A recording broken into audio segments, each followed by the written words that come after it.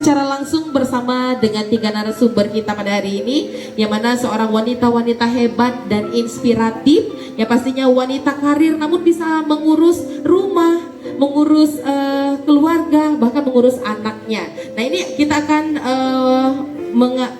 minta inspirasi deh ya, kayaknya dari Mbak En, dari Ibu Tria dan Ibu Lucy juga, ya pastinya bagaimana menjadi seorang wanita karir namun masih bisa memberikan edukasi terbaik untuk keluarga tercintanya yang ada di rumah. Nah, di sisi sebelah kiri wanita berbaju putih yang sudah tidak asing lagi lah ya kalau di Palembang Indonesia Raya ini, mengenal ada Mbak Endang Wasiati Wirono SE MH JBT CM. Dia dari mulai, kalau dulu disebut dengan pengusaha muda, tapi sekarang sudah tidak muda lagi, namun bisa menginspirasi anak-anak muda zaman sekarang. Ya kan, wanita itu tidak bisa stuck di rumah aja. Nah kali ini kita perkenalkan Ibu Insinyur Haja Lucianti SE. Dia adalah seorang pengusaha wanita yang sudah sangat dikenal sekali. Kalau saya melihat di sini di data riwayat hidupnya, ada banyak sekali prestasi dan banyak sekali yang sudah dipimpinin oleh beliau. Ini founder. Tentang hari ibu ini sendiri. Oke Mbak Imai, terima kasih. Mungkin pada kesempatan yang berbahagia ini izinkan saya untuk menyampaikan dulu selamat Hari Ibu kepada seluruh ibu-ibu dimanapun berada, terkhusus ibu-ibu yang ada di Sumatera Selatan. Selamat Hari Ibu, karena seorang ibu itu adalah yang melahirkan zaman dan merawat peradaban.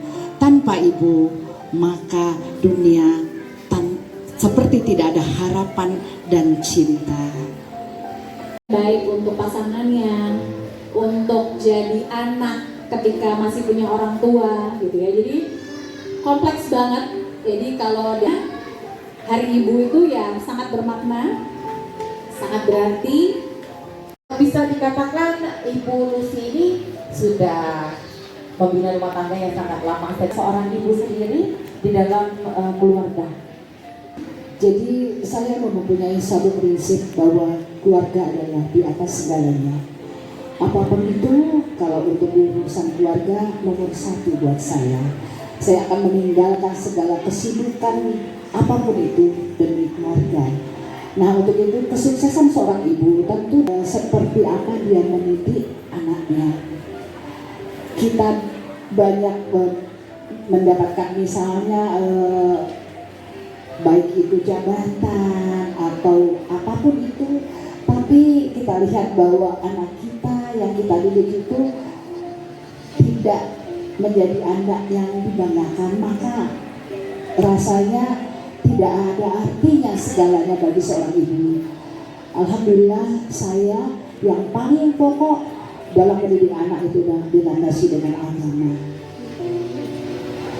Kita tidak bisa lagi selalu bersama mereka, karena mereka akan masuk lagi ke keluarga kecil ketika berkeluarga. Dan yang kita lakukan setiap hari adalah berdoa untuk anak dan untuk kita kepada ibu kita. Kita di setiap salat tentu kita membacakan doa untuk kedua orang tua kita. Jadi saya alhamdulillah usia anak saya yang tertua itu 29 tahun dan sudah dikaruniai 2 anak. Dan bagi saya dan keluarga, anak-anak ini adalah anak yang selalu membanggakan, dan alhamdulillah insya Allah sampai kapanpun dia adalah menjadi kebanggaan keluarga. Terima kasih. Baik, perjuangan ada istri, ada bapak, ada ibu, ada anak-anak. Nah, tim yang baik itu harus ada pembagian tugas. Ya, saya belajar ya, kita juga nak bercantik, nak beli wardah gitu kan. Nah, dalam perjalanan itu kadang-kadang ada hal-hal yang memang memicu konflik. Kita bisa meminimais konflik itu. Bagaimana kita bisa tetap berpikir secara rasional, tetap adem gitu. Mungkin kalau yang mulus banget tuh kayaknya hanya ada di negeri dongeng ya Mbak. Kalau 2 teamwork tadi mau berusaha, mau berjuang, itu insya Allah bisa. Teamwork, husband and wife itu adalah teamwork. Jadi untuk bisa mencapai tujuan dan visi misi bersama harus solid. Kalau nggak solid itu bahaya gitu loh. Jadi kita butuh punya mentor, butuh punya teman berbagi. Jadi kita tuh nggak kedewean. Jadi kalau ada apapun bertanyalah dengan uang yang horizonnya lebih luas. Jadi jangan kamu bercerita dengan uang yang pandangannya udik, ya. Ibu, kan kalau di dalam kehidupan ini, kalau anak-anak di sekolah itu sudah dibekali dengan pendidikan, ya. Ada pelajaran, matematika, dan lain-lain sebagainya. Nah, di rumah seorang ibu juga menjadi seorang guru, sesuai dengan tema yang sudah saya sampaikan tadi, bahwasanya peranan ibu sebagai guru besar di kehidupan kita. Nah, untuk pendapat ibu sendiri mengenai peranan seorang ibu sekaligus menjadi seorang guru untuk anaknya itu seperti apa? Iya, jadi peran seorang ibu bagi seorang anaknya itu sangat luar biasa, karena kasih sayang seorang ibu tidak bisa tergantikan oleh apapun. Jadi kita sebagai ibu harus menyadari betul bahwa keberadaan kita di tengah-tengah anak-anak kita sangat dibutuhkan dan sangat berperan untuk mereka ke depan. Saya bisa menjadikan diri saya sebagai mamanya, tapi juga saya bisa menjadi temannya. Apapun yang mereka dapatkan dalam kesehariannya mereka bisa cerita, tapi kadang di akhir ceritanya kita akan selipkan nasihat-nasihat yang mereka butuhkan sehingga mereka tidak lewat daripada batas yang tidak kita inginkan. Jadi seorang anak itu harus benar-benar diarahkan dengan baik, dan kita tekankan lagi selalu mensyukuri apa yang didapatkan. Jadi tidak usah melihat bahwa teman saya dengan kehidupan yang mereka tidak akan pernah menuntut kepada ibu bapaknya untuk bagaimana mereka bisa hidup seperti teman-temannya. Tapi yang saya sampaikan di sini bahwa anak-anak saya itu dalam meminta sesuatu, menginginkan sesuatu, apakah sepeda atau laptop atau apapun, saya akan tanya, kamu ada uang berapa? Tabungan kamu berapa? Nanti mama yang nambahin. Dan juga saya juga sampaikan, kalau mereka mah saya minta ini, pasti saya bilang, nanti ya nak, mama nabung dulu. Jadi tidak semudah yang mereka perkirakan. Jadi sehingga dalam benak mereka mengatakan bahwa saya tuh punya keinginan harus ada modal dulu dong. Jadi jangan sampai kasih sayang kita itu adalah memberikan kasih sayang yang salah. Tapi harus berjuang. Begitu juga mereka melampaui hidupnya. Jadi dulu saya, Mbak Ime, diajarkan oleh ibu saya ketika saya belum menikah, maka gaji saya itu harus ditabung 1/4. Nanti saya belikan emas 1/4 suku. Nanti udah 4 bulan saya gabung jadi 1 suku. Dan itu juga saya terapkan kepada anak-anak saya. Jadi alhamdulillah anak-anak saya ini, Divi ada di sini juga. Dia adalah mahasiswa, anak yang kecil, dia mahasiswa kedokteran di Universitas Sriwijaya. Saya berikan gaji kepada dia setiap bulan, yang mana saya tidak mau tahu lagi bensinnya, mobilnya berapa, pulsanya berapa, jajannya berapa. Dia harus bisa memanage itu. Kalau gajinya 4 juta, berarti dalam 1 minggu dia cuma bisa menghabiskan 1 juta rupiah. Nah, kalau dia sudah memakai 2 juta, berarti minggu kedua dia harus puasa. Dalam arti dia harus menahan dirinya untuk tidak melewati itu. Dan saya tekankan kalau bisa di akhir bulan harus ada sisa. Dan itu biasanya saya minit dengan saya print rekening korannya. Jadi dari memanage dirinya sendiri dulu, jangan mau itu mau ini, dia lihat dulu kantongnya ada berapa. Dan saya tidak akan pernah lagi memberikan hal yang oh itu nanti, oh enggak, harus bertanggung jawab kamu dengan itu. Nah itu sampai dengan saat sekarang ya Divi ada di sini dan tidak bisa merengek-rengek lagi karena dia sudah di maintain dengan keuangan yang memang saya batasi. Seenak, oh itu siapapun bisa.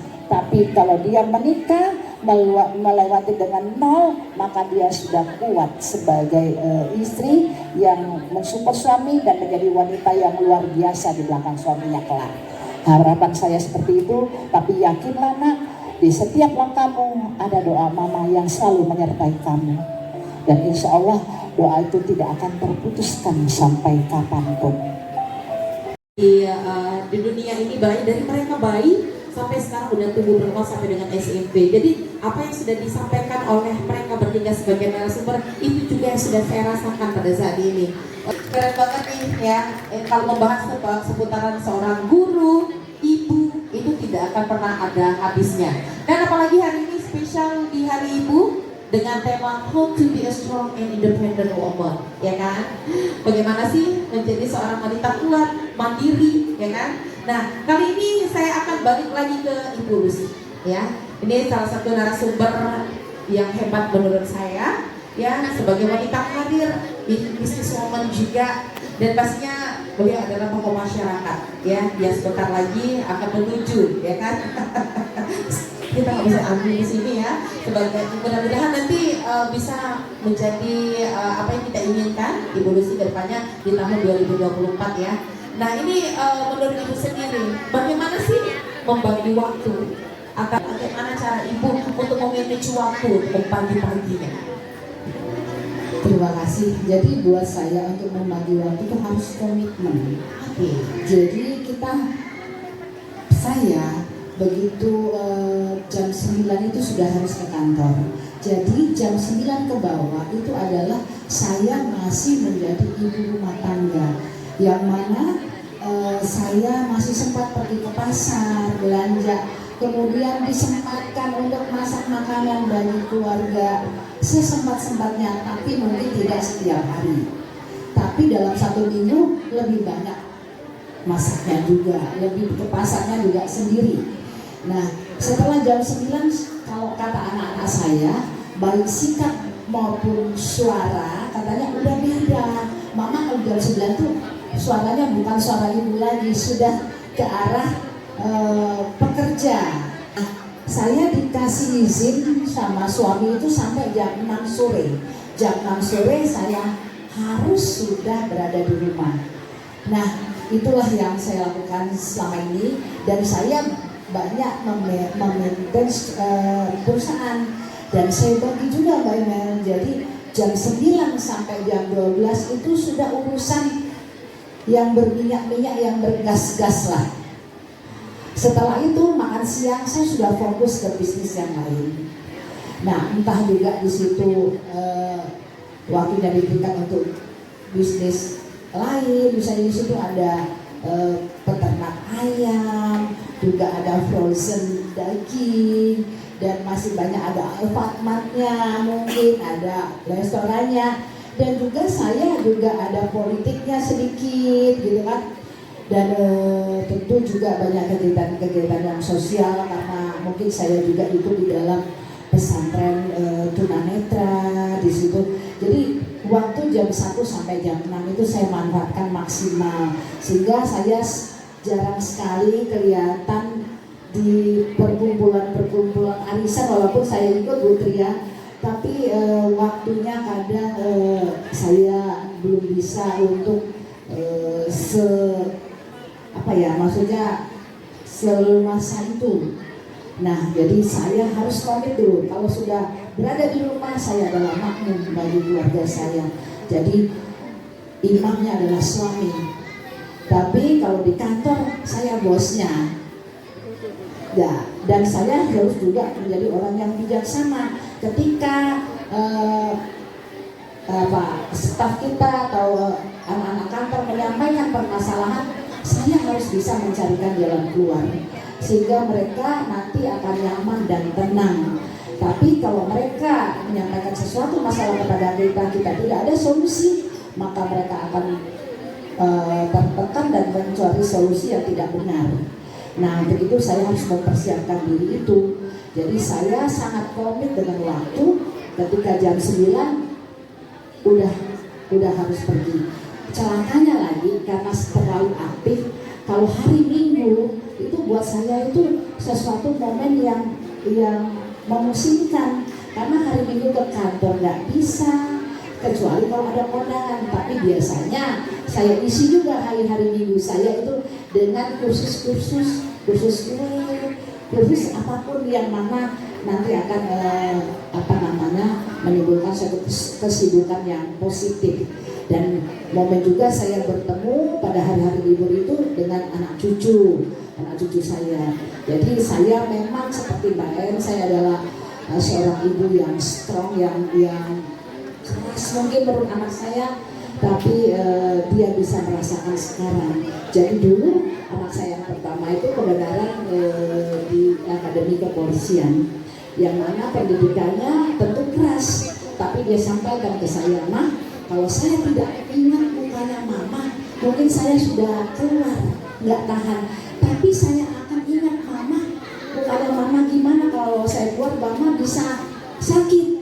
Nah, sehingga dia bertahan dan alhamdulillah dia sekarang sudah merasa nyaman. Saking nyamannya, dia tidak mau ikut di dalam perusahaan-perusahaan yang saya pimpin. Jadi ada 4 anak saya, tidak ada satupun yang ikut dari jalur mamanya. Tapi saya tetap mensyukuri karena saya yakin nanti ada dari anak entah menantu yang punya, yang menurunkan bisnis ini untuk melanjutkannya ke depan.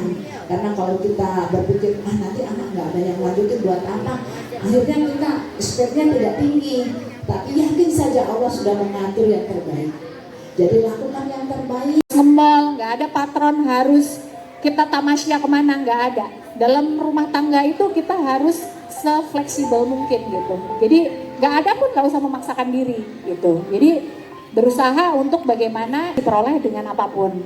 Kadang-kadang kalau ada waktunya kami pergi ke tempat mertua, ya sebisa mungkin. Enggak juga kadang-kadang ya telepon, video call gitu. Jadi nggak ada sesuatu yang harus terus kami chill aja kata orang.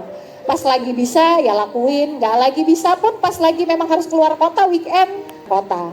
Kadang aku di Palembang, kadang suami keluar kota gitu.